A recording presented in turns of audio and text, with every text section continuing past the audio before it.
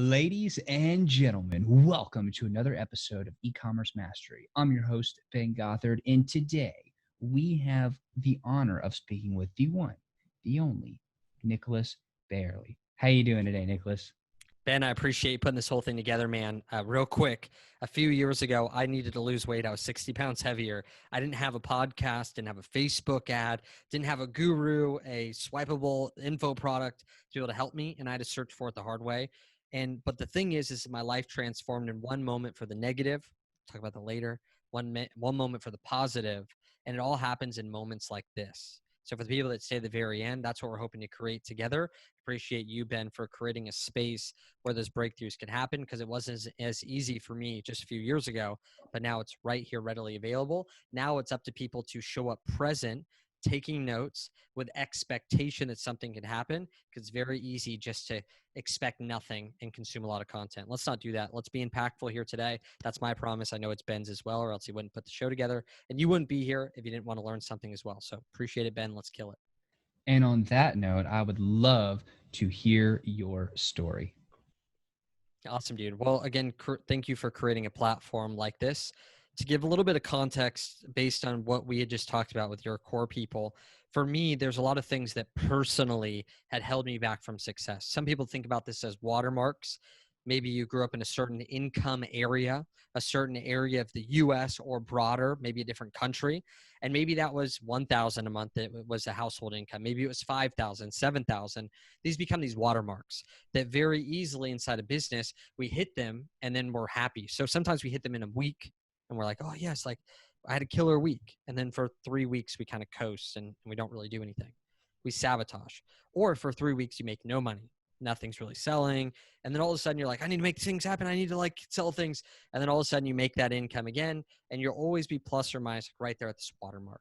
So there's many things personally go through. So for me, when I was 4 years old, my parents split up. 7 years old, I actually wrote my first suicide letter. I felt like all their issues were from me, because it always felt like I was the thing in the middle that made them fight. My one goal in life was to be a professional motocross racer. I didn't want to be an entrepreneur. My dad was an entrepreneur. My uncle was an entrepreneur. They didn't even make it sound that amazing. They wanted me to like go to college and get a good job and not have to go through all the crazy things that they went through. And so I remember getting to the point where finally I just wanted my dad's attention. I just wanted recognition from my father. That's all I wanted.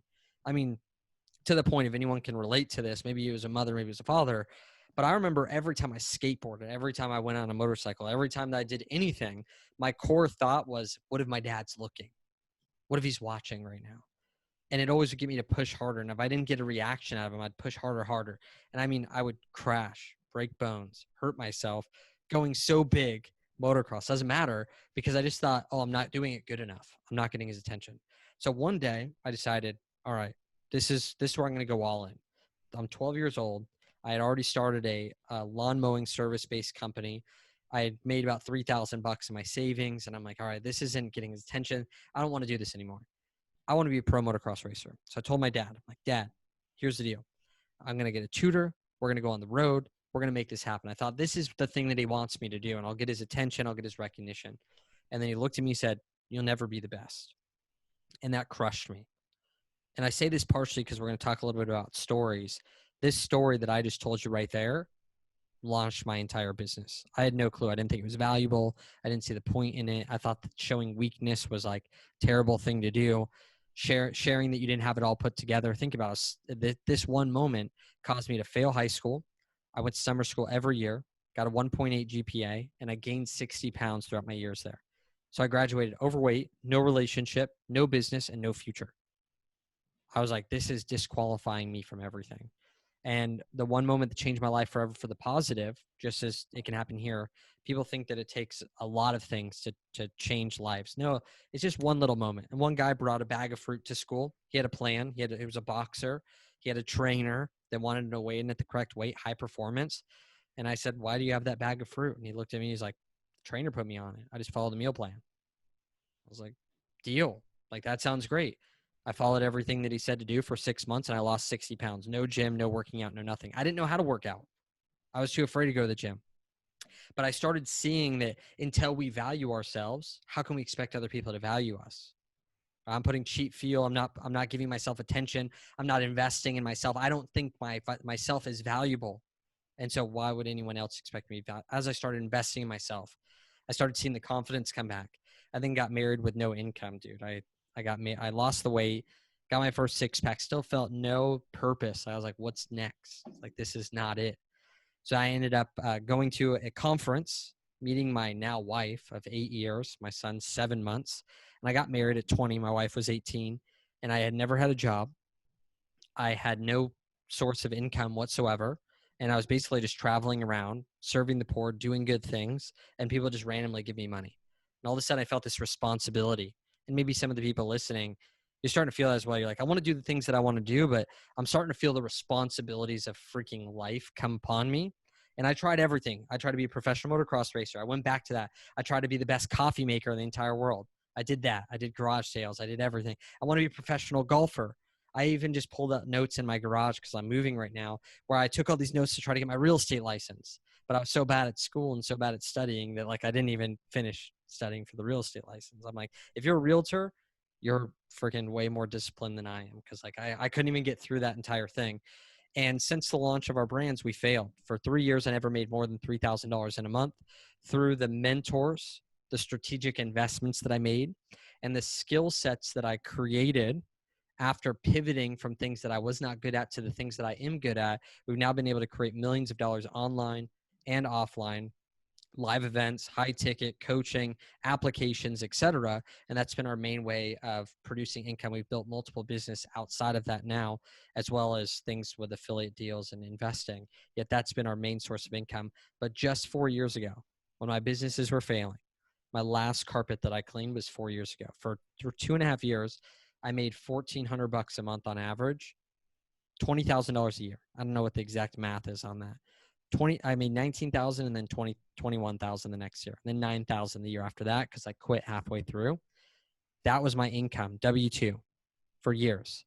After believing that I was already retired, I actually made quite a bit of money when I was 20 to 21, launched a business, network marketing, made money, told everyone I was retired.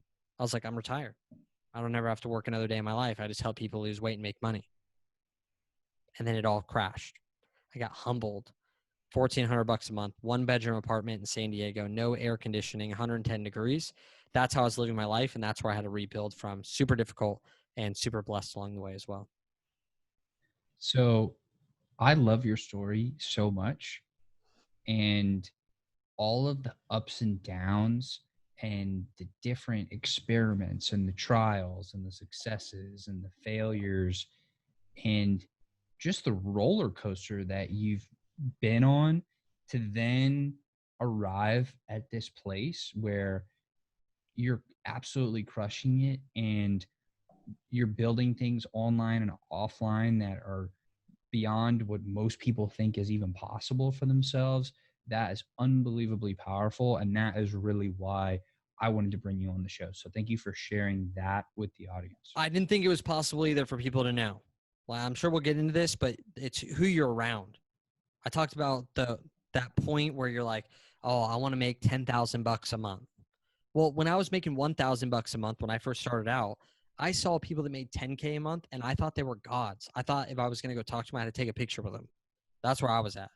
I used to ask my wife, should I go say hi? I know they make like 6 figures. And I was freaking out. And I started realizing that as I changed my circle, I didn't actually have to be the best in the circle. I just had to continue to up-level my environment, and I would start to adapt to it. All of a sudden, I started getting around people that would say things like, you know what, I don't crack open breakfast until we make $10,000 in the day. And I was like, I'm going to do that too. So 3 days later, I didn't eat any food. And I was like, maybe I need to change my goal a little bit here because never cracked 10K in a day. But I started seeing myself do 1K a day, 2K a day, 3K a day, and realized before I was making about 1K, 2K, 3K a month. And I was looking up to these people who are making 10K a month because that's where I was like, this is what's possible and this is what I deserve. And so all my actions, my subconscious mind was all focused on how can I make this small amount of money, which would be small now, but it was significant at the time. And then all of a sudden I started catching myself around people where it felt the same. I was like, man, you know what? What if I was just like the worst person in the room forever, but I just continued to get in rooms where people made maybe $1 million a day or $1 million a month. And I was like 200, 300,000 a month or, $200,000 a day. And that just became my new normal. And I would start adapting the environment, but I was still crappy, right? I'm still the worst person in the room. I've just chosen to get into a different room, expect different things from myself. And I learned all this from sports. I told you I want to be a professional golfer. That's insane. I didn't grow up playing golf. I want to be a professional motocross racer. That's insane. I took 7 years off. But I went back into motocross, and what did I do? I got around pro motocross racers, and I rode with them every day. What did I do when I got into golf? I was shooting 140. People don't know, like, that's not good. The bigger the number, the worse that it is. You want to shoot maybe like 70, 75. That'd be amazing.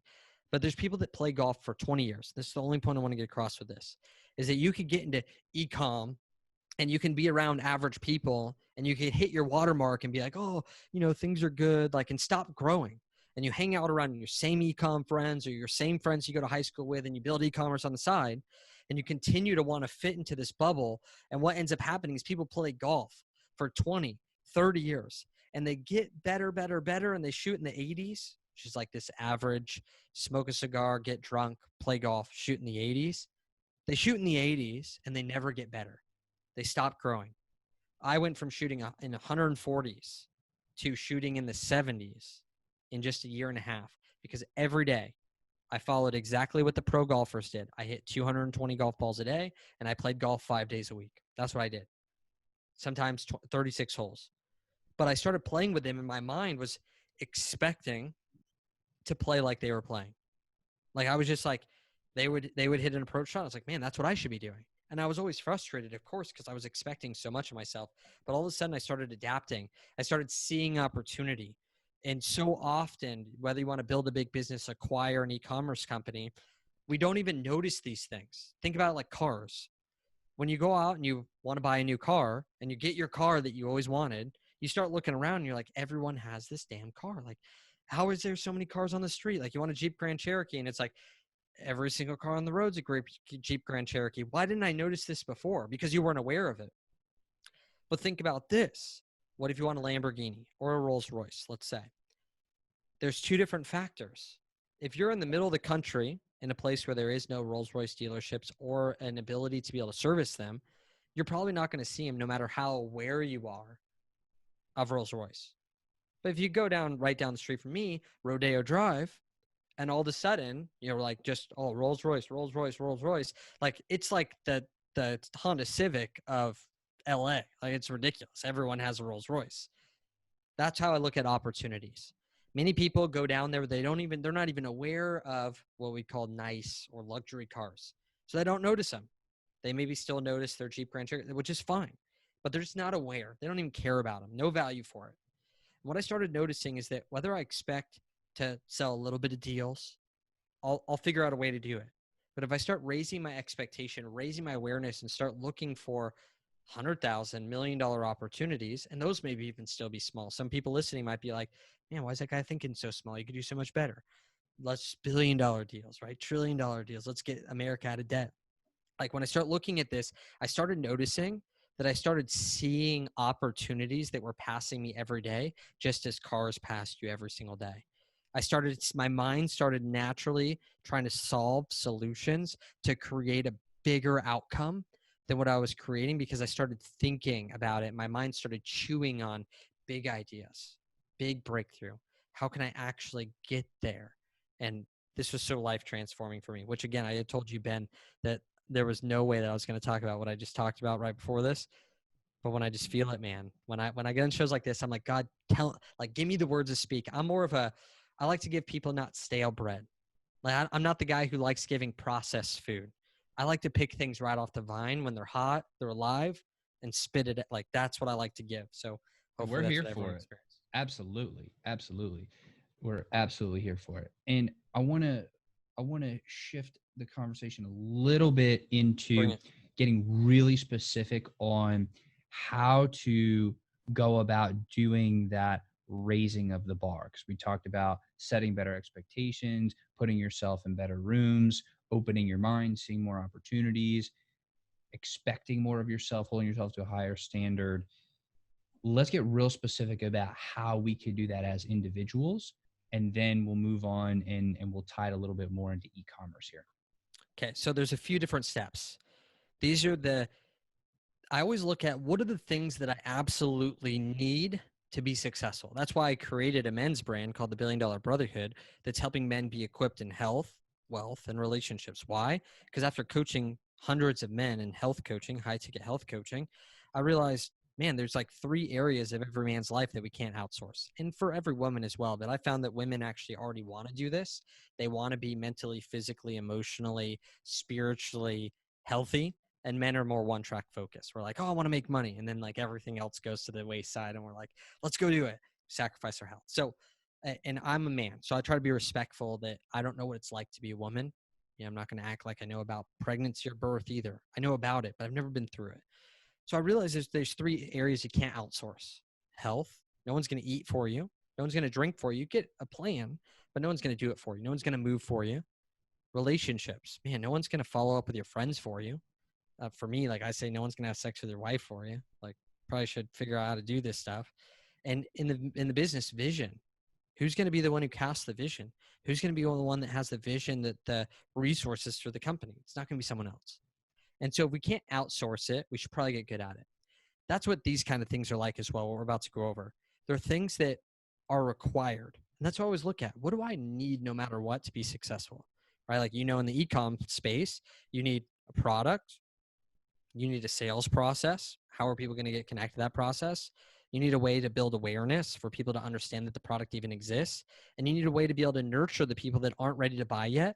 And you need to get a way for people to be able to buy over and over again, or different things. You know, no matter what, if we don't have these things, we will not be successful. There is a missing link. We will either be stuck here, or we will never even be able to experience it, because you have the best product and there's no traffic, you make no sales. If you have tons of traffic but people don't know how to buy, you'll make no sales. If you have a crappy product, well, guess what? You get refunds. You might be able to make sales, but no one will buy again. No one will buy over and over again. So number one, what is something that we can do to raise that standard, that bar that we have? There's a quote from all these superhero movies that says, with great power comes great responsibility. Maybe people have heard this. I hate this. I get it. It makes sense, because with great power does come great responsibility. When you have a lot of money, it's actually harder than when you have no money, because now you actually have to choose, where do you live? You can live anywhere. What do you buy? You can buy anything. Who do you give to? You can actually give to people. What do you do with your time? Because you can go anywhere. And now all of a sudden there comes stewardship. There's responsibilities that come up. It's easy to be broke. Not many decisions have to be made. Money makes your decisions for you. I would even say that money drives your life when you're focused on what's the best deal. Oh, I can't afford that. What can I afford? That means money's making every decision for you. Oh, I'll get on that plane and fly. What day's the cheapest though? And what flight's the cheapest out of those days? Dude, if I ever want to know where you're at, all I have to do is follow the best sale on the best deal. When's the cheapest time to fly? Oh, I'll get on that flight because I know they're on that flight. So the first step is not with great power comes great responsibility. What I found when I was sitting in my carpet cleaning van, I was looking around going, what happened to my dad? Why did my dad claim bankruptcy in 2009 when another carpet cleaning company out there went out and created what we now know as Genius Network? Joe Polish created an educational program for carpet cleaners. He went out there and built an agency. He shifted in a different economy. When things need to be shifted, pivots needed to be had. He shifted and pivoted, and now is a multi-8-figure business. What was the difference? And I started realizing that up to this point in my business, I was hoping that maybe the product would sell, that maybe we'd get lucky. We'd get a lucky break. I'd get on Oprah. You know, someone would finally hear the message. We'd get an opportunity. I was putting the responsibility on all these other things. I was hoping that something else would change my situation. And that's when I realized, I was like, man, what if I just attacked my day with, if it's meant to be, it's up to me? Like, and then I realized a quote, that's not when great power comes great responsibility. It's when you take great responsibility comes great power. And this was the first basis point in my life where everything changed. Maybe my first 6 figures. I went from $21,000 to $100,000 in 1 year, all from this core concept of, I wrote down all the things that I need to do. What are all the things that need to get done? And I just took responsibility for them. Now, that doesn't mean I have to do them. It just means that I need to make sure they get done. What needs to happen to make sure that there's some type of structure around getting it done? Now, for the people listening, the way that I like to do that is I go from project to element. So if you were to say, all right, I need to find my SKUs, or I need to make sure that I have a certain product. I need 5 products that would be a great product that I could sell in my store. And I'm giving an example. I'd be like, all right, I need to find 5 products. That's a project. So what do? We break it down into simple actions until I get them down to elements. What is every single action that needs to go into finding 5 products? And then we assign each action to one person at a time. Because when 2 people have the same action, no one gets it done. When it's like, hey, we need to find 5 products. Then all of a sudden you're like, hey, have you done any research on the product? No, I haven't. I thought you were doing research on the product. So it's always assigned to one person, elements all the way to projects. Maximum 3 to 4 projects every single month, maximum. So that's number 1. Great responsibility comes great power. Step number 2 is environment. There's a story that I'll go real short with, which is there's a pride of lions that they found in Africa. So there's obviously lots of lions in Africa. The average lion's 400 pounds. Well, what I found is that in Africa, there's the Congo, 3rd largest rainforest, most deadly. The craziest predator is the hippo. They charge like 30 miles an hour underwater. They're freaking insane. Nobody messes with the hippo. They're not cute. They're not cuddly. There is no pride of lions that hunts hippos. Doesn't happen. It's crazy. So they found this pride of lions moved into the Congo because of the pressure of their environment and because of the lions they're surrounded with. These are the elite of the elite. They're now an average of 550 pounds because they've had to adapt. They've had to level up, high pressure environment. They've learned how to swim, climb trees to hunt, and they've also are the only pride of lions in the world that hunt hippos. And it's all been because of the environment that they're in. See, people are like rocks. You put them in a hot environment, they will always adapt to the environment that they're in. You put a rock in a cold environment, they're always going to adapt. What happens to most people, they jump into your programs and then they don't surround themselves and make new friends. And then what they do is they get super hot. They're on fire. They're like pumped. Like, man, I'm going to go out there. I'm going to create a multi-7-figure brand and I'm going to do this, this, and this.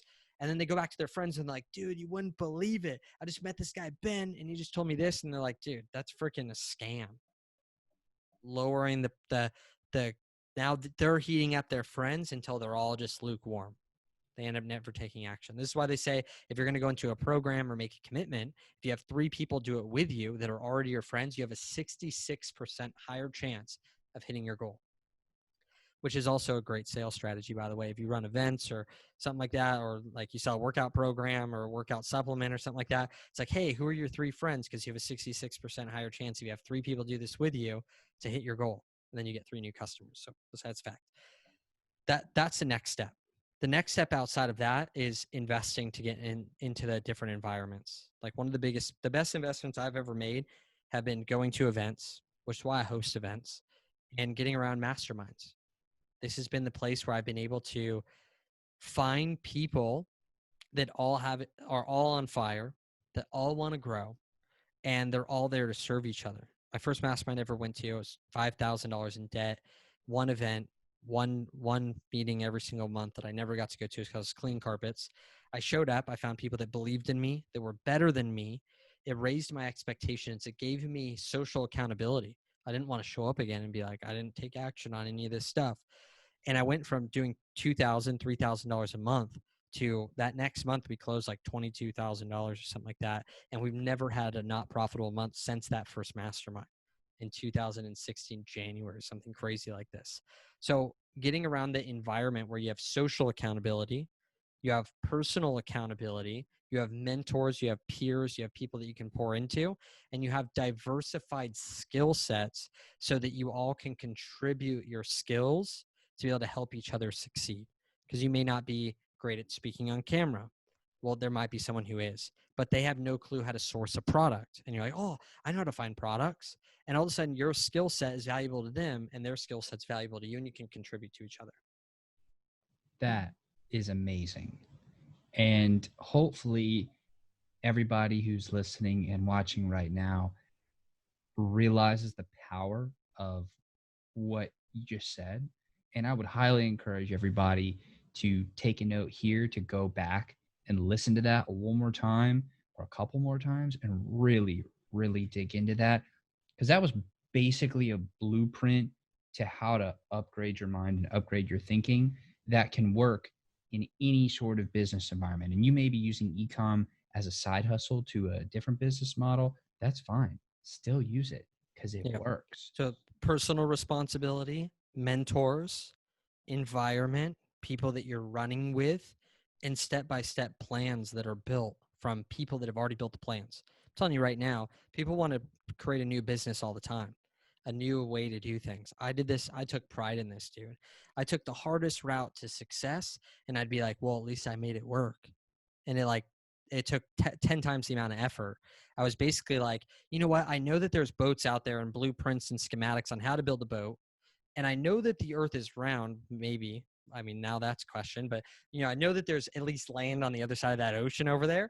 And it's like, but instead of looking at that, no. I'm going to go try to build my own boat with my own mind that I have. And then I'm going to sail across and I'll figure it all out on my own. It's like, imagine this. If I were to say, create a light bulb, no one would know how to do it. And then what if I said, create a light bulb with this blueprint? Okay, maybe people could figure it out, but they don't know what the blueprint, what it says. What if I said, here's the materials, put them together with a step-by-step instruction plan, and at the end of it, you'll have a light bulb. And then, for me, I'm just like, I'm going to go freaking buy a light bulb and move on to the next thing. Like that's kind of how it's been.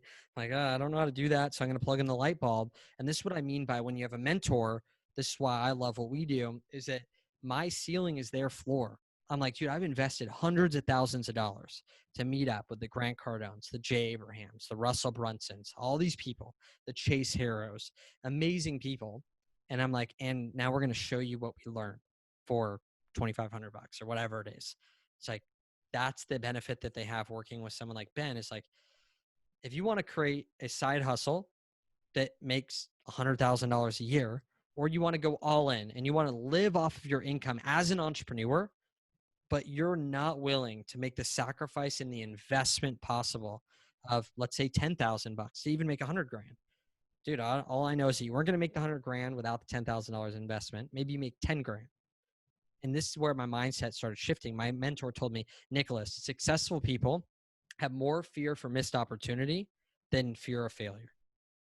It's like, okay, so how did this start working in my investment life? Well, I thought after I'd failed in my business that if I just don't invest and I just try to save my way and figure it all out on my own, at least I'm not losing money. So if I just keep making it a little bit at a time, I'll somehow become wealthy and successful. Well, that wasn't working. Like, I couldn't save my way there, but I had been punched in the face. So what I was looking at was that whenever I paid someone, they were winning and I was losing, which I have like total whole story about this that shifts the mindset forever around money moving. But to stay strict on the store that we're on, is that I would go to networking events. I'd go to events to learn about business. And if they had to pay for parking, even if I had to pay for parking, I'd leave.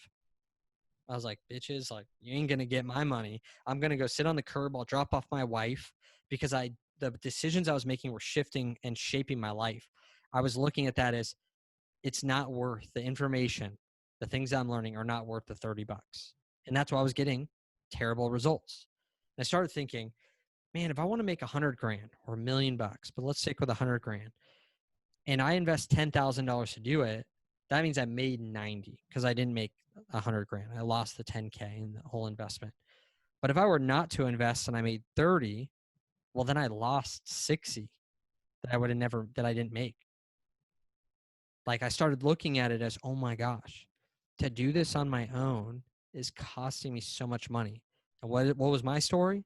4 years, I never made more than 2 or 3K in a month, ever. And that was no profit.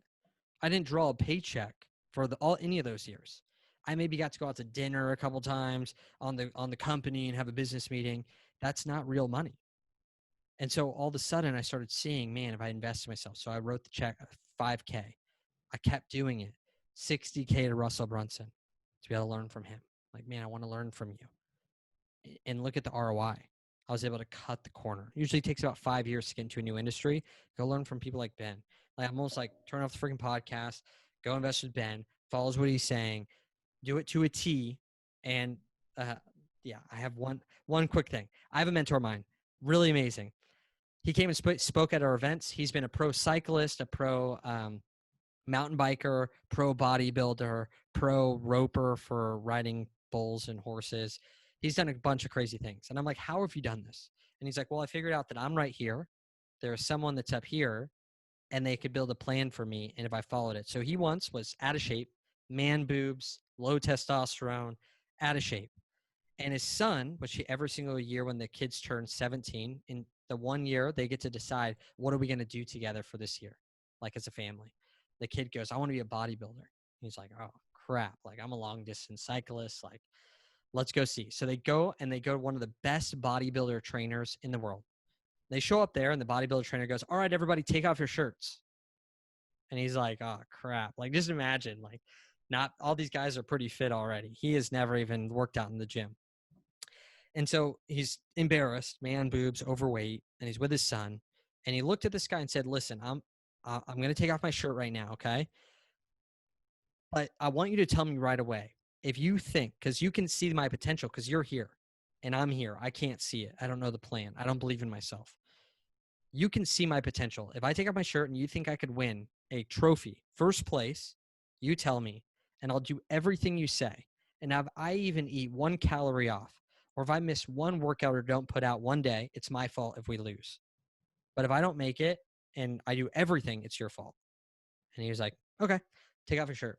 Takes off his shirt and he's like, you can win. And he was like, there's no freaking way. Did it to a T, won first place.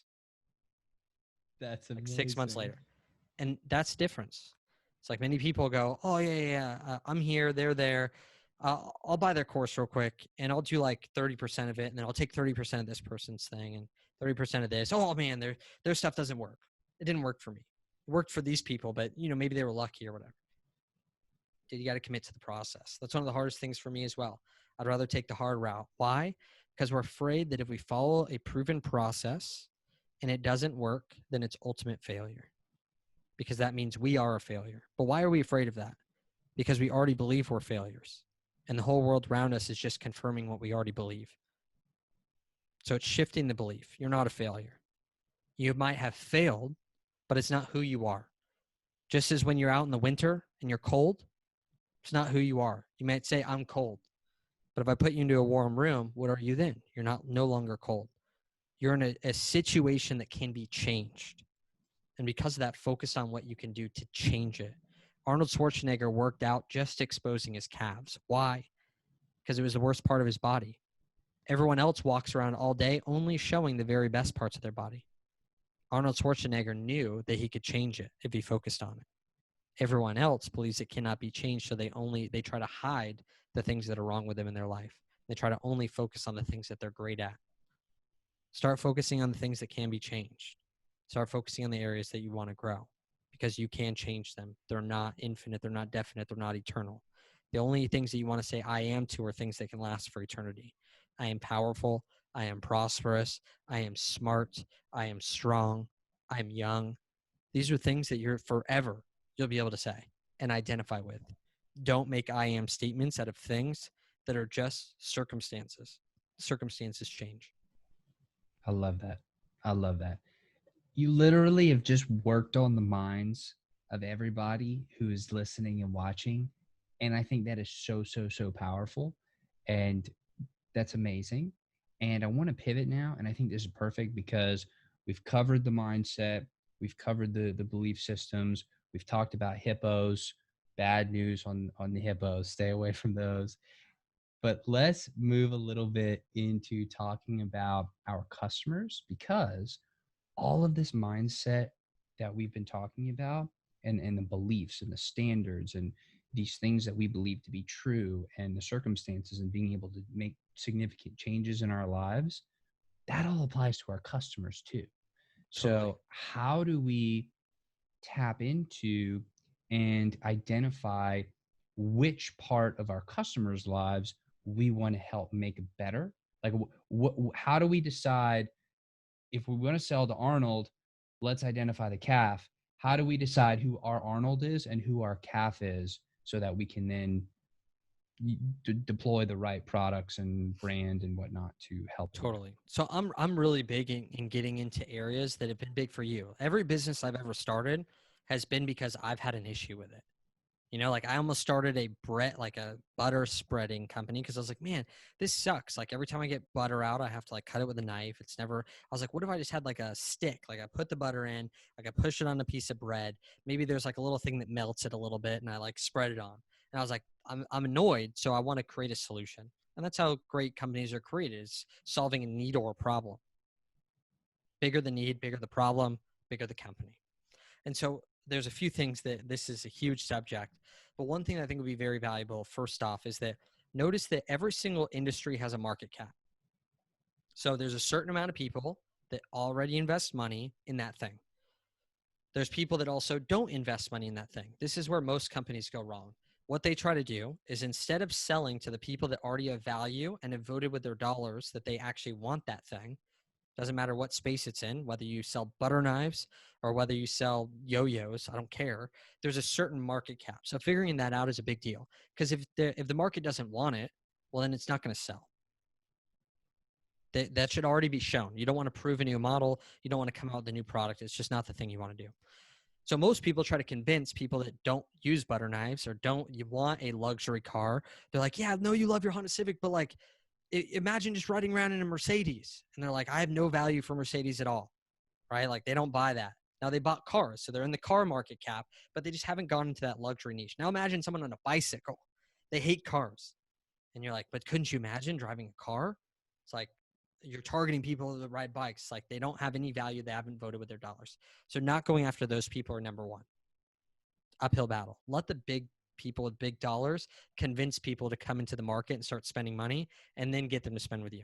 The second people you don't want to get is the diehards. These are convincing people that already love their current product that they use. So it's like someone who is, no matter what, if Mercedes totally just takes a crapper, they're just obsessed with Mercedes. That's the only product, that's the only car they ever want to drive. Like they only ride a certain bicycle. They only use a certain hair gel. And no matter what you say, they're just so biased. They're diehards. They love it. An example, I can't use this too much, but I have a friend who has a product, and in this product, they're one of the best. But some of the things in this product, other companies do for 10% of the price. But people are so obsessed with them and their company and their mission that they're willing to pay 10 times more.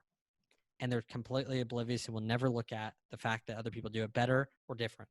So don't go after diehards. That's the last one. So who are the people that we do go after, and the people that we dive into their mindset? I always dive into the mindset of the people that already are voting with their dollars. They're buying the products, right? If you were to list on Amazon, for instance, well, on Amazon, there's a certain amount of people that already buy the products. They're already searching for the products. And so it's very easy. Now it's just time to get them to buy your product. So who are the people that go after then? Not the people that are excited about the products, people that already buy it, but they're upset about certain things about it. The way it's delivered, the way that it comes in the packaging, the way that it's used, or the way that it rolls, or whatever the thing is about it. Like, what's the thing that they're upset about? And maybe you teach this. This is like, I use this for everything that I ever do, but I'm sure in your space, you can look at reviews. It's not that hard. You just go and look at like, all right, what are all the negative 1-star reviews about? Like they're buying the products, but what are they not liking?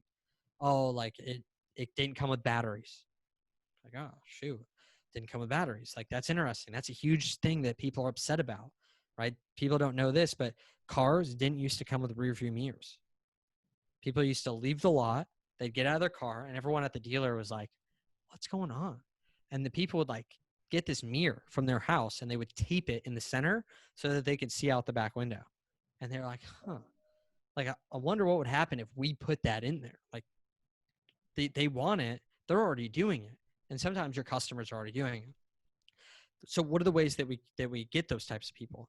People think that you start listing all the benefits. Oh, we have all these different things. We have batteries. We have blah, blah, blah. We have blah, blah, blah. We have blah, blah, blah. No, because that's not going to get their attention. The way that you get their attention is by speaking about the things that they're upset about. And naturally, they'll think that you have the solution because you have now heard their cries and you now understand them. Right? People always say people buy from who they know. So first, we need awareness. Are you getting traction? Are you getting traffic? Are you getting in front of people? Okay, once we have that, it's like, do they like you? Do they like the mission? Do they like the product? Do they fit with the branding? Do they feel like they're a part of, do they vibe with the whatever you're selling? And then it's like, do they trust you? And generally, if you start speaking about the things that subconsciously they're already talking about, they already wrote it on a review. Imagine if it was just something where, man, this didn't come with batteries. No one said anything. This is BS. It doesn't make any sense. It doesn't work without batteries. Hello? You're like, aren't you sick and tired of getting a new product in the mail and realizing is it AA, AAA, freaking huge block battery, rechargeable, blah, blah, blah? That's why we just do batteries included for you. And it's like, oh my gosh, like that's exact. I need to buy this product because like they understand. They fix this. And this is what I've done with live events. This is what I've done with coaching. This is what I've done with online platforms is I've just completely, instead of trying to go into competition with people and be like, I've got a better, faster, stronger, whatever. I'm just like, don't you hate when you go to live events and you don't know anyone and everyone's all in a clique? So you just feel kind of left out. It's like, me too.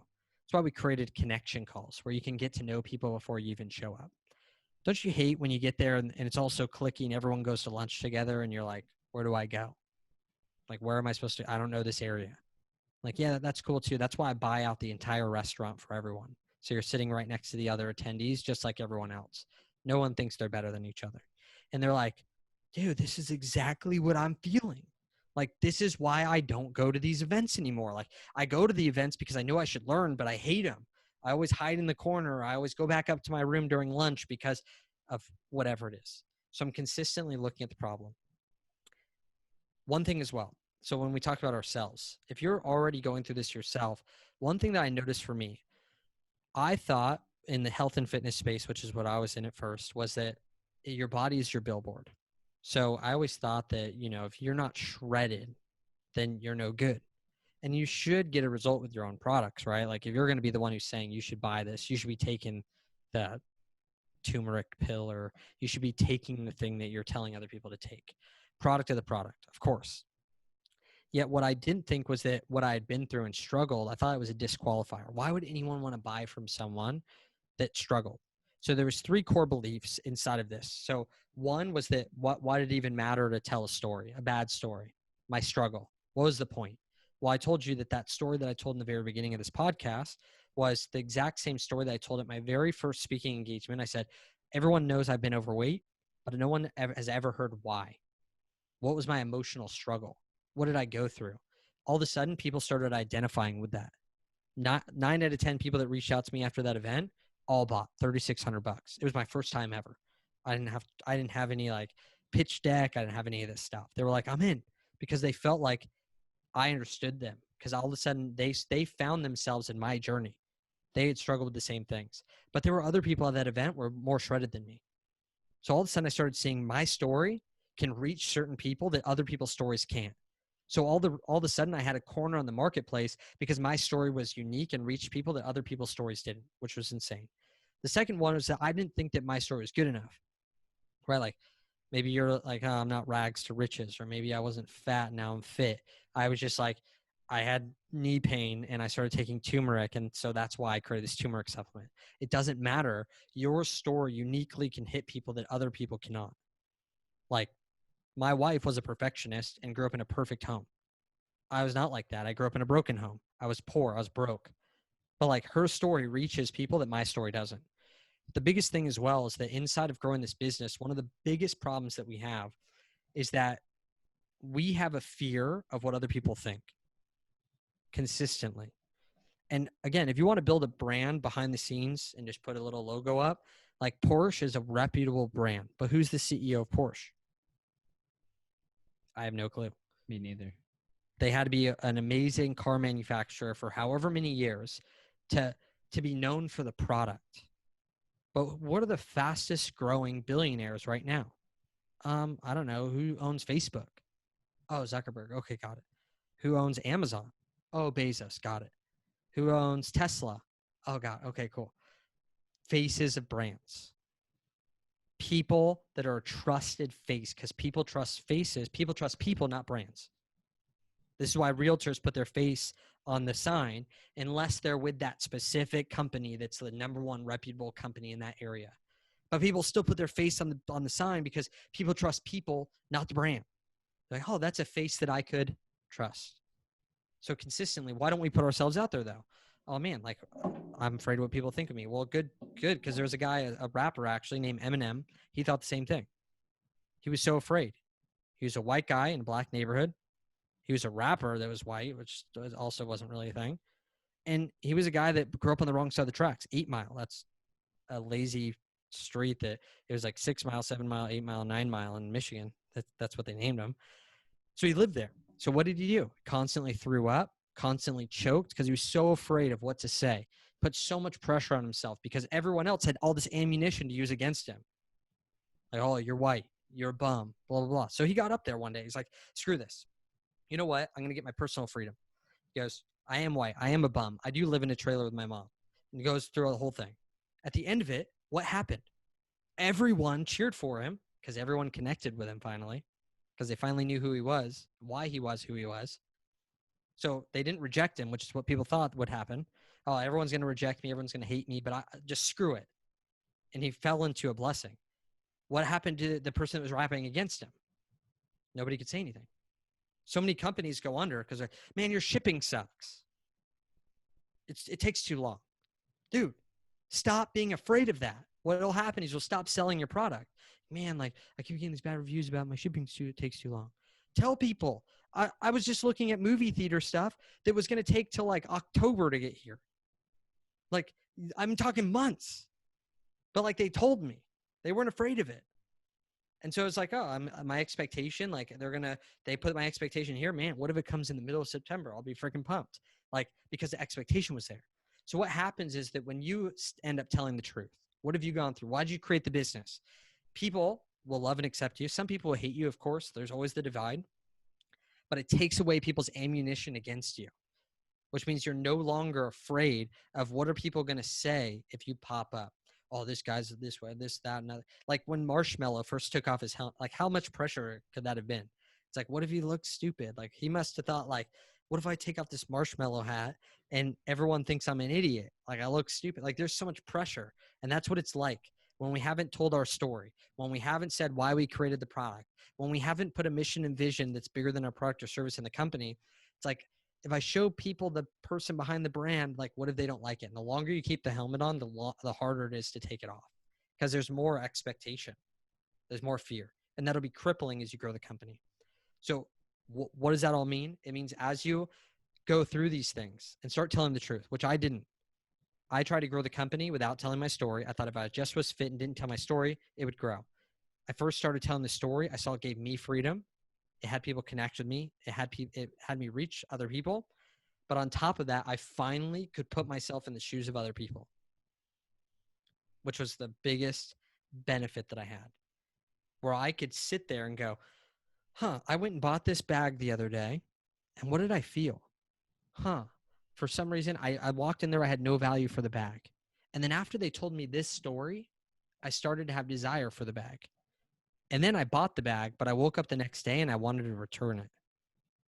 But I didn't return it because I just like didn't want to make it. And I started feeling all those things and I started being able to relate to the customer. I started telling them, hey, so this is what's going to happen. You may think I don't want this thing. But as you hear the story of what I'm about to tell you of how it was created, you're going to see that you can't live without it. But the next day you may wake up and it's normal to think, I want to send this back. But what I would ask this, it's normal to feel that way because it's something that you've always wanted. And maybe you feel like, man, do I deserve this? But hold on to it for 30 days because we have a 30-day money back guarantee.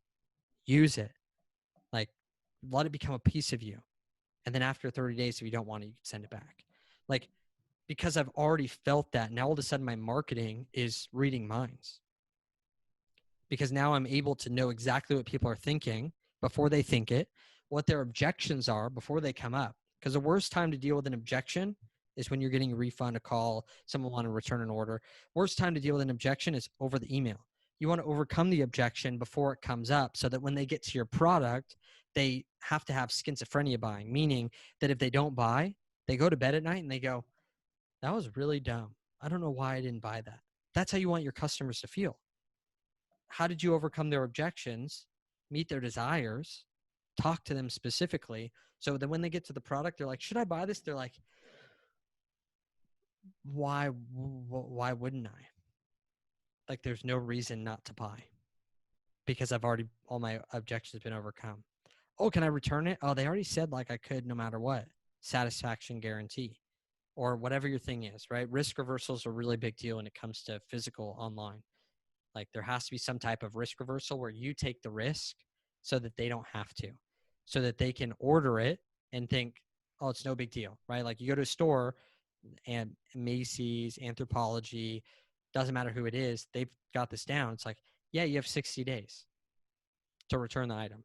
So if you don't like it, you can just bring it back. If it doesn't fit, don't worry, because they want to get them to make the decision, get the item. Will they get more returns?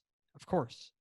But they sold 8 more people out of 10 than they would have ever sold before if they didn't have the guarantee. So though they got 2 returns, they got 8 more sales they would have never got. 8 more sales, 2 more returns. 8 more sales, 2 more returns. And so they're able to take the risk so that their client doesn't have risk. One of my mentors, Jay Abraham, did this. He hosts live events, did $250 million in sales. And the way that he filled the events, they were $5,000, $10,000 a piece. He said, write the check, because this was check days. And he would say, after the first day, your check will be on the back table, not cashed.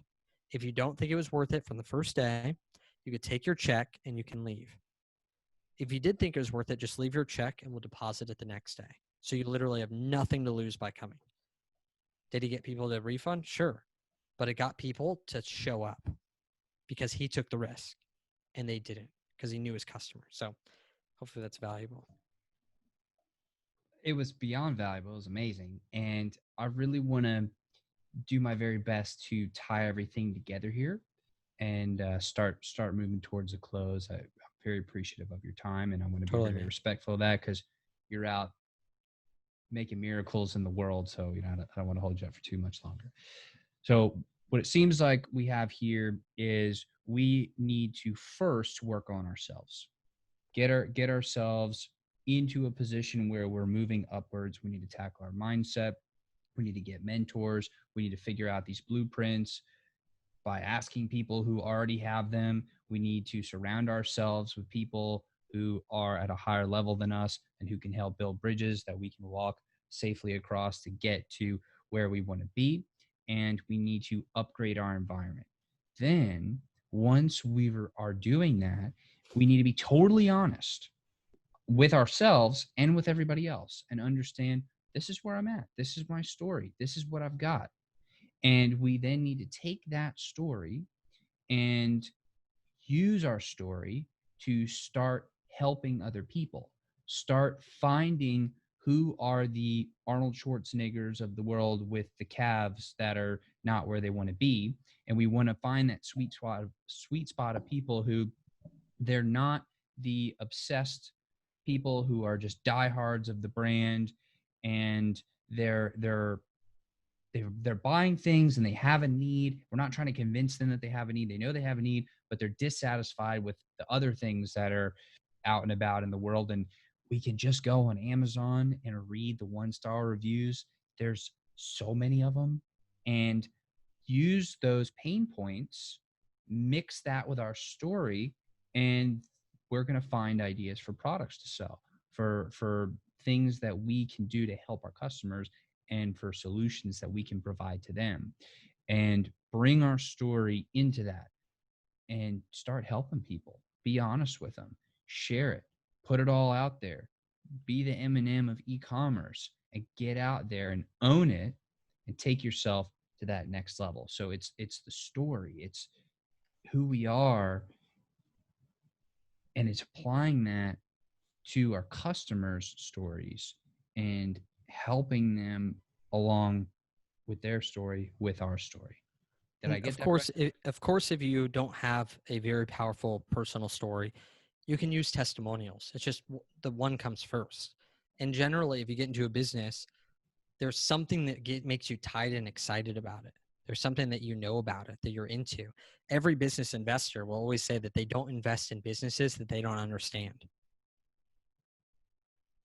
So it's like, same thing with this. It's like, I personally wouldn't get into products, services, goods that I don't understand or like have something that I'm connected to. Now I get that other people do that. I just don't want to write the copy for it. I don't want to deal with it. And use your testimonials, the client's testimonials. Because again, I just told you my story, and people might connect to my story from the past thing. But if I were to tell you our guy's stories, you call, he was at a pawn shop and he was making money but sacrificing family. We helped him go online, become the first pawn consultant that held masterminds, and he did $212,000 in his first 41 days. If I tell his story might relate to people that my story even doesn't, but it attracts more people into the brand. Weight loss stories, they do this all the time. They have like a woman, a man, really big, medium, small, fit, growing muscle. And so it's consistently throwing people out there. And what I like to do is I like to use testimonials that hit internal, external, and vehicle beliefs that Russell talks about. So have they tried other things to get from A to B and they used yours and that's what worked? Great. Share the testimonial. Do you have people that thought, man, I know it works, but I don't think it'll work for me. I have too big of an issue personally that, I have thyroid, I have this thing. I can't use the product. And then share that testimonial. Don't have all your testimonials be the same. You got your story, you got other people's stories. And then the last one is external. Oh, I would do that, but my family doesn't believe in me, or whatever the heck it is, something outside of themselves. So I'm always trying to diversify stories, testimonials, things that can relate to the people, the mass market out there, and bring them in. And it starts with me usually. That's amazing. Well, Nicholas, I want to thank you so much for coming on the show today. Thanks. It has truly been so fun and so moving and so powerful. And we talked about beforehand how our goal is to make this the very best e-commerce mastery podcast episode of all time. And I think we may have done it. So I just want to say thank you very much. Thank you for your time. Thank you for everything that you do. I really do appreciate you. Thanks, dude. I appreciate it. Absolutely. And to everybody who's watching and listening, I appreciate y'all. There's my Southern coming out, but I appreciate every single one of you. And I will see y'all on the next episode. Take care now.